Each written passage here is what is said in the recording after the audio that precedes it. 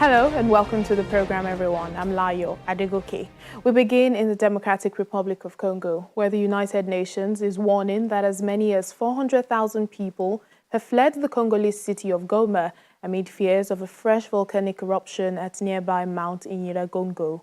On Thursday, officials ordered the city to be partially evacuated, worried that lava flows into Lake Kivu would generate a tsunami and also a toxic cloud.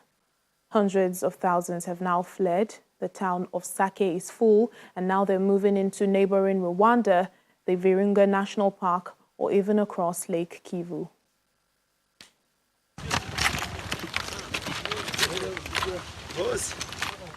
Residents of DRC's eastern city, Goma, have been told evacuation is compulsory amidst warnings that another volcanic eruption could occur with very little or no warning. Thousands of people are now fleeing the Democratic Republic of Congo city as no one knows when a new eruption would occur. Journalists and authorities have said that people should follow the routes and directions they gave us on where to go in the event of an eruption. They also said that only a few neighborhoods should live in peace, without panic, so as not to cause death or accidents. But unfortunately, when people see some people fleeing, they flee because they are afraid. This is why we ask for the grace of God. Many of the residents are leaving their cracked houses as mandated by authorities, picking their way across landscapes scarred with lava. A crack just appeared behind my house, very big one, that had to be covered by people with stones. This morning, authorities said that wherever there are cracks, the inhabitants must move and leave these places. They told us to evacuate and go to Sake. At first, we were reluctant, but then we saw that everyone was leaving. All of Kishi left, all our neighbors left. Officials are now warning that magma has been detected beneath Goma and the adjoining Lake Kivu, and that an eruption could happen at any time.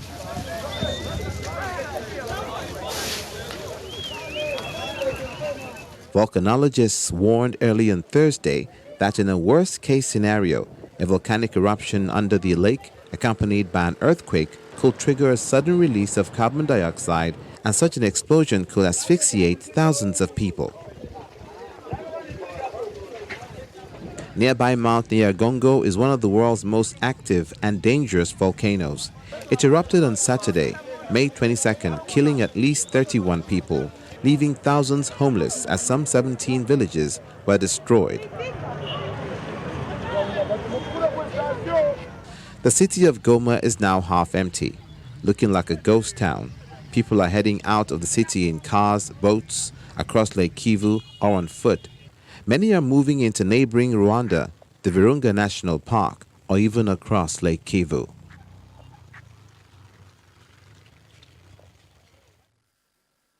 Germany has officially acknowledged that it committed genocide during its colonial-era occupation of Namibia and has agreed to pay financial support. German colonizers killed tens of thousands of Herero and Nama people there in early 20th century massacres. Foreign Minister Heiko Maas, who today acknowledged the killings as genocide, says that Germany will, in a gesture to recognize the immense suffering inflicted on the victims, support the country's development through a program worth more than 1.1 billion euros. The agreement will reportedly see funding paid over 30 years through spending on infrastructure, healthcare and training programs benefiting the impacted communities. But reports say some traditional leaders have so far refused to endorse the deal.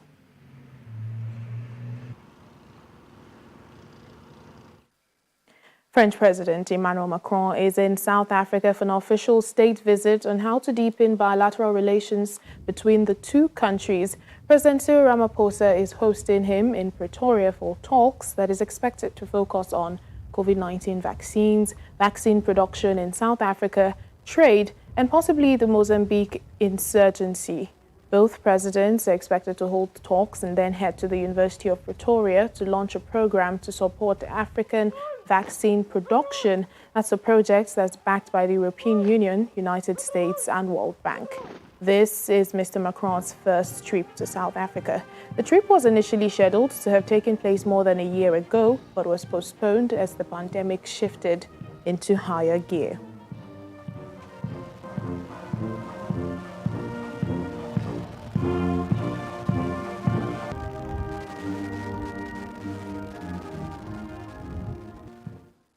Well, joining us now on the program is our South Africa Bureau Chief, Betty Dibia, for more on this presidential visit. Hello, Betty. Do give us more details concerning Mr. Macron's visit and, the topics up for discussion between both presidents.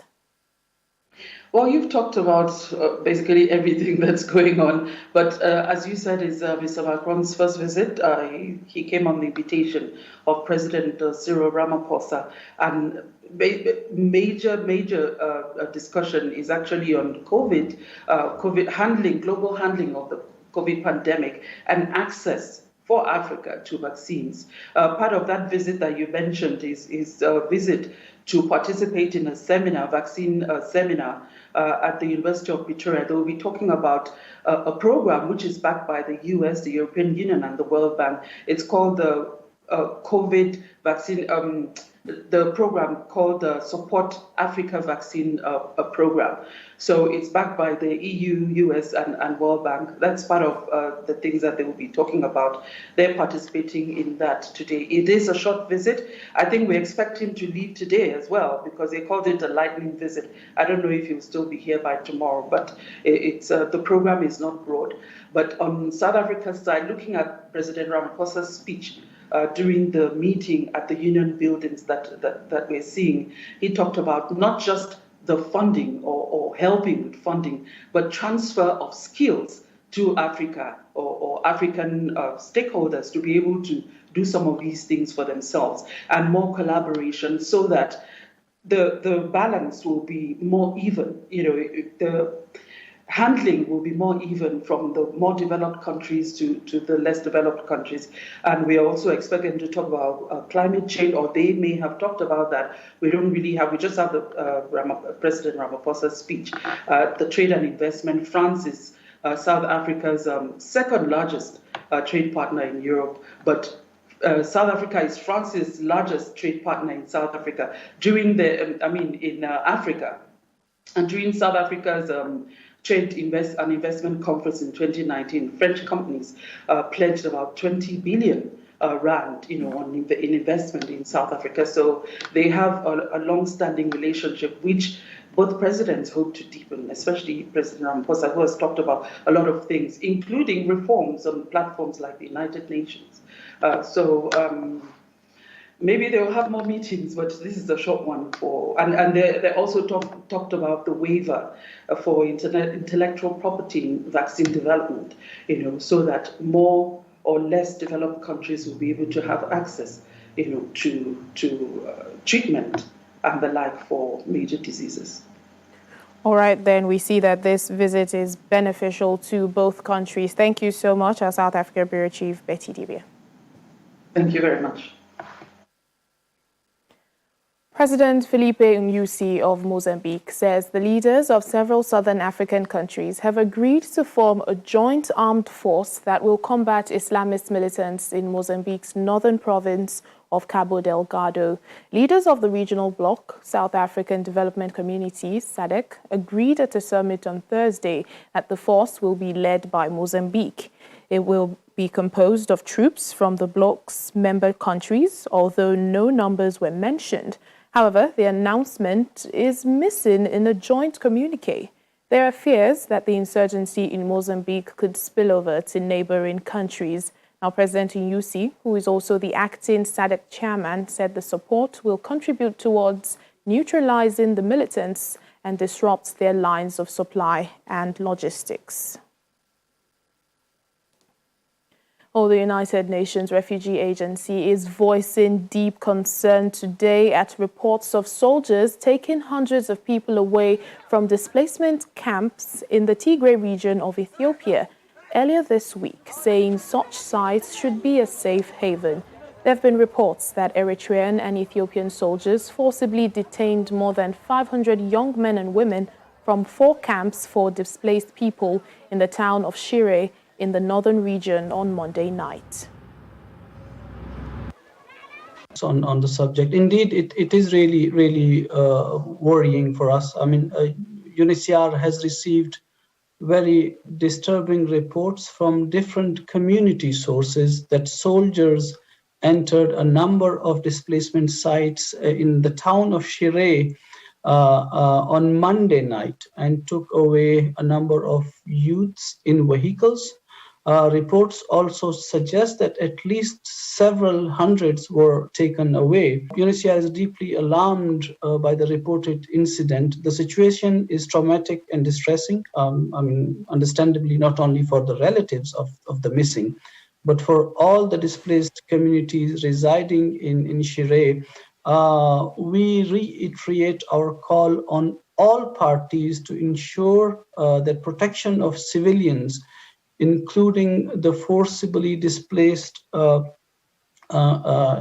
is ensured. It is crucial that all parties to the conflict recognize the civilian and humanitarian character of the displacement sites hosting these internally displaced people in Shire and elsewhere in Tigray, and they remain a safe place for many thousands of people who have been forced from their homes due to the conflict.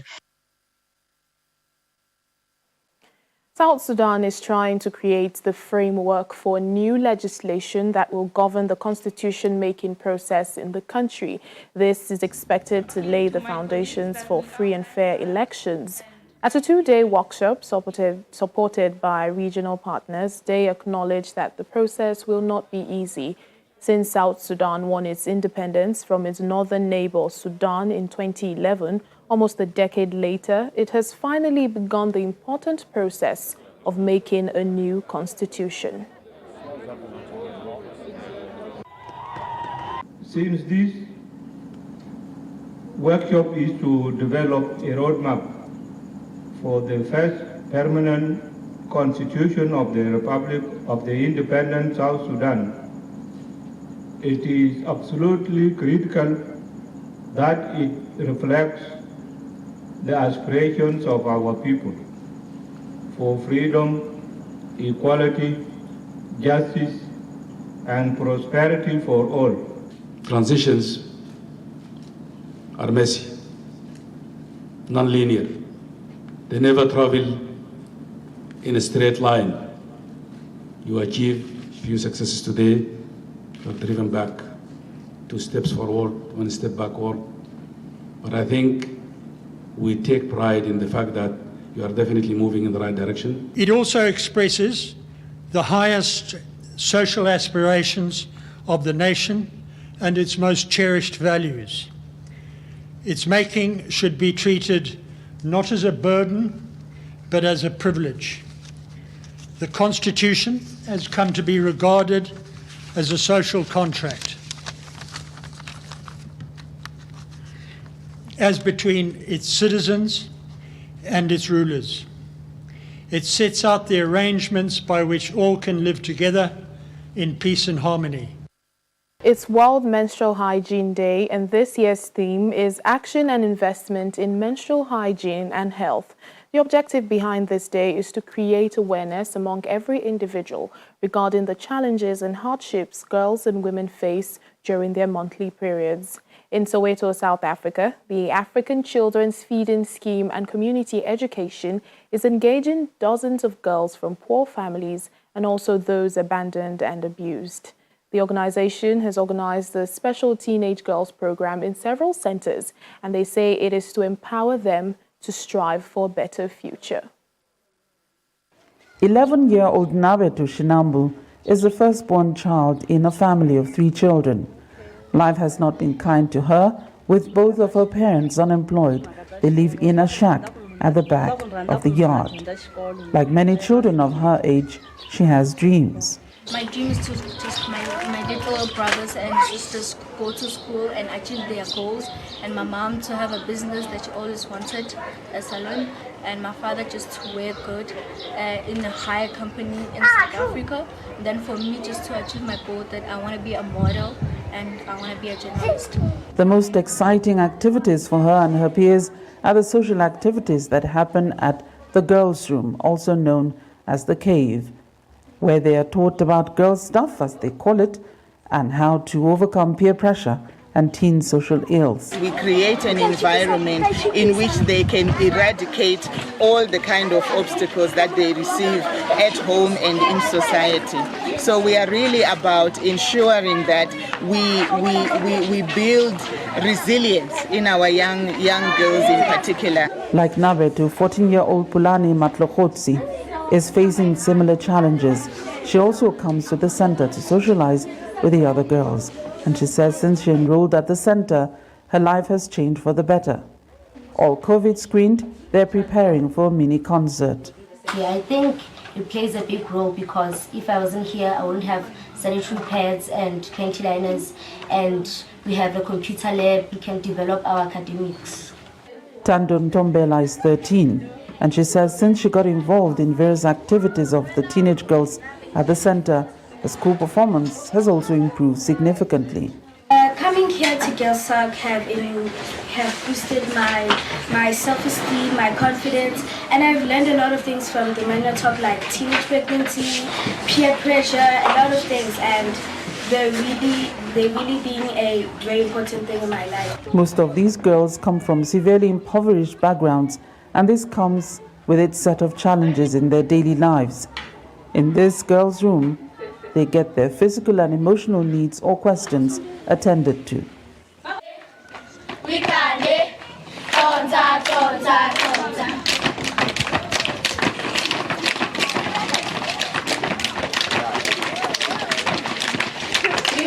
Berthe Mahohe, who heads the center, says she's doing her part to break the poverty cycle by empowering these girls to become agents of social transformation. As for Nabeta and her peers alike, they say they see their bright future and are determined to get there against any odds. From Johannesburg, South Africa, Betty Dibia, Channels Television News.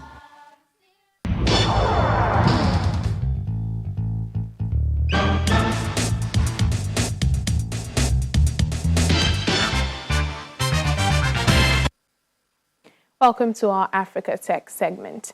Samuel Ogbole, an innovative Nigerian farmer, is changing the way agriculture is viewed in Nigeria. Using a system called hydroponics, Samson grows crops without soil. Let's go take a look.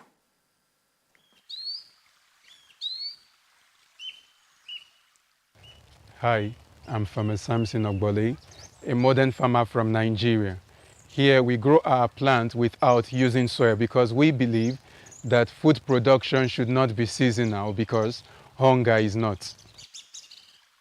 These are labs, but they aren't just any kind of laboratory. They are farm labs. And in here, this modern Nigerian farmer is revolutionizing agriculture by growing plants without soil. Well, while one can easily get carried away by the amount of plants and greens around, the method of producing them isn't the same as on a regular farm. The technology that we are looking at was something to ensure that food production was not seasonal, was not a season-based thing. So we needed to understand why was it that traditionally the food production had always been seasonal. We realized that it had to do with first a change in weather pattern per time, and this change in weather pattern would also go ahead and affect the soil, which would affect its ability to support the growth of plants. So we needed something that we could use to bypass, in quotes, that obstacle. And with that, we realized that the safest method was to go for soilless farming.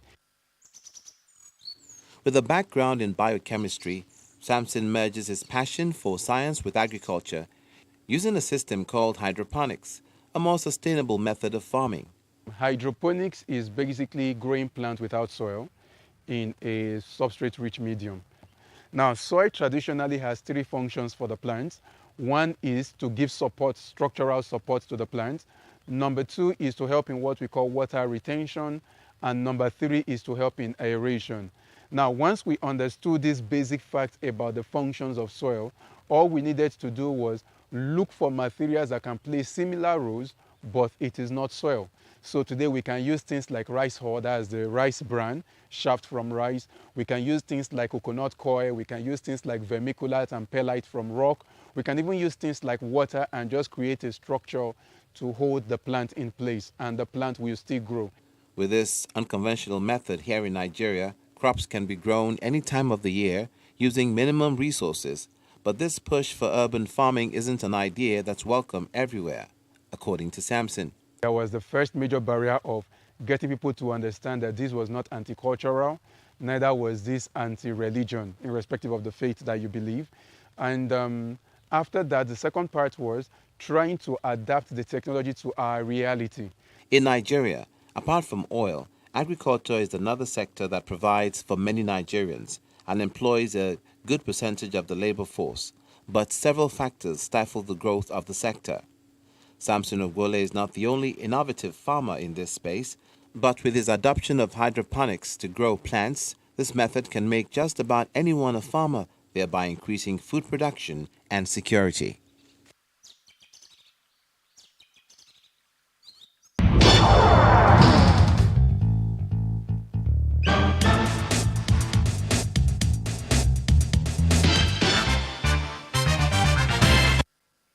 And that's it on the program for today and for the week. Thank you so much for being a part of it. I'm Layo Adegoke. Have a great weekend.